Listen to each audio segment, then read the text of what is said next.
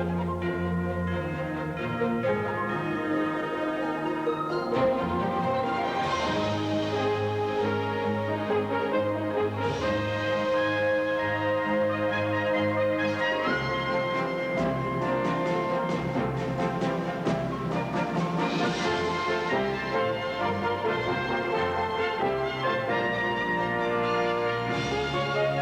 8 o'clock on Friday, the 23rd of November.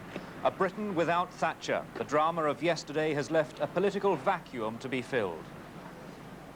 As Margaret Thatcher begins her last days in Downing Street, Conservatives are asking who can unite the party and keep them in power. The battle to succeed her begins. John Major has said on this programme that he's the candidate who will build on the achievements of the past 10 years. Douglas Hurd has said that he's the man with the responsive heart who can unite the party. Last night, Mrs. Thatcher's day of defeat ended on a note of triumph. Her government won an overwhelming majority in the Commons after the opposition's no-confidence debate.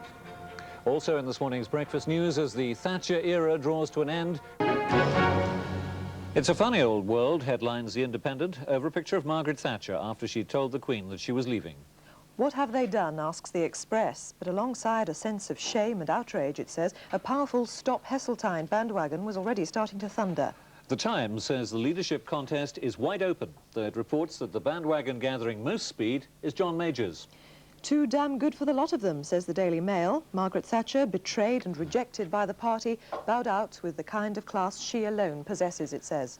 The Telegraph suggests that 3 ministers had been on the brink of resigning before Mrs. Thatcher announced that she would step aside. The Daily Star's page 1 opinion says the world must be wondering this morning what's happened to British loyalty and trust. The Guardian says it was Margaret Thatcher's last great gamble, to resign in an attempt to stop Michael Heseltine. The Daily Mirror reports that Mrs. Thatcher broke down and wept as she told the Cabinet of her decision.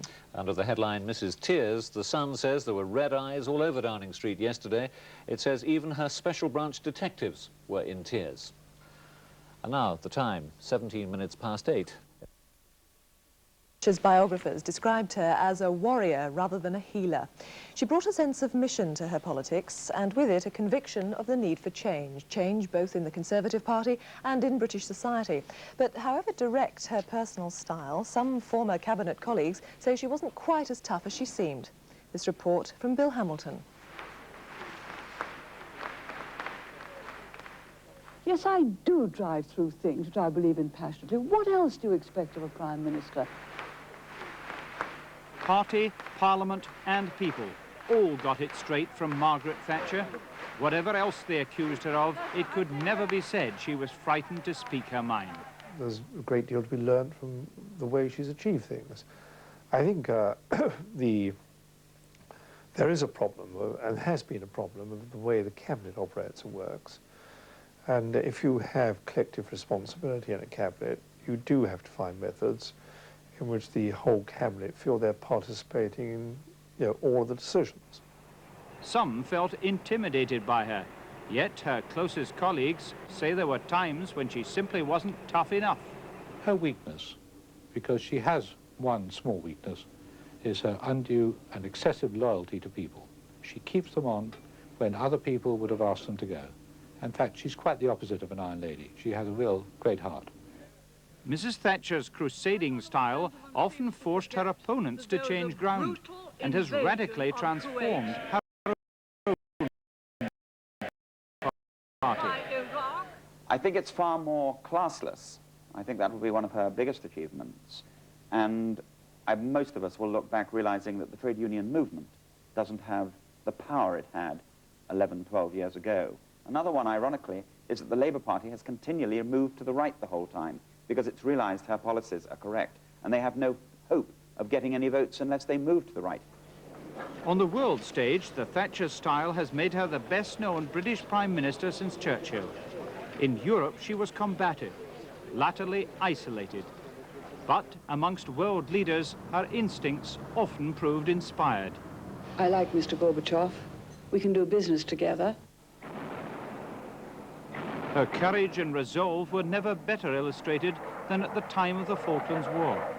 Less evident were the acts of personal compassion that friends say defy her image of the Iron Lady. She actually wrote a personal letter to the family of every single person who died, no matter how late it was. She wrote herself. Not many prime ministers would do that. Nor would many share her desire to go on and on and on, only to find her party's loyalty had faltered. Well, for young people in Britain, Mrs. Thatcher didn't just dominate political life, she's been the only Prime Minister they've ever known. Gareth Jones has been finding out how some of them see life after Thatcher. I shall be in number 10 Downing Street at the end of this week. The Thatcher generation, some of the millions who've been born or grown up since 1979. Britain's youth have known no one else as the country's leader, and for many, life without her seems a little odd. I've grown up with, you know, the name of Margaret Thatcher splashed over the headlines of the newspapers and the news bulletins, and so it's a great shock that she's actually resigned. It's the end of an era.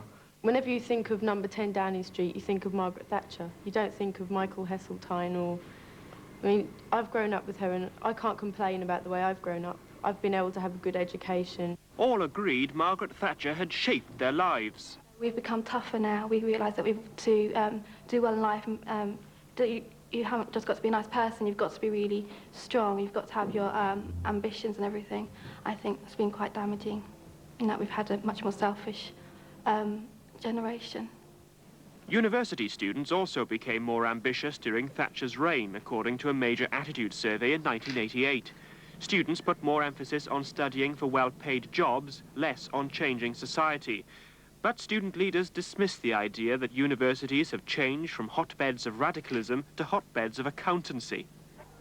In fact, say the NUS, political activism amongst students is higher now than it's ever been, and it's partly due, ironically, to one of the Prime Minister's later policies, student loans. It seems likely, then, that Mrs. Thatcher's youngest children will now be facing a very different world. And back now to the race for the succession. By all accounts, John Major's campaign has got off to a good start. For the latest, we join John Sopel outside number 11 Downing Street. John, what's going on?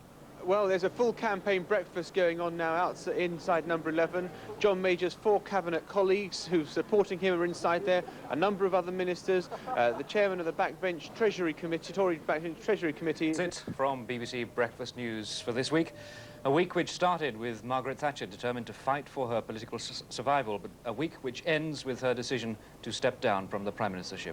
Within hours of that decision yesterday, she was at the dispatch box by unanimous consent, dignified in defeat, even enjoying herself, accepting tributes from friends and deflecting insults from foes. Margaret Thatcher is now a caretaker Prime Minister, while her party decides who should succeed her. A Prime Minister who told an emotional meeting of the Cabinet of her decision to go after 11 years with the words, "What a funny old world," from BBC Breakfast News. Good morning.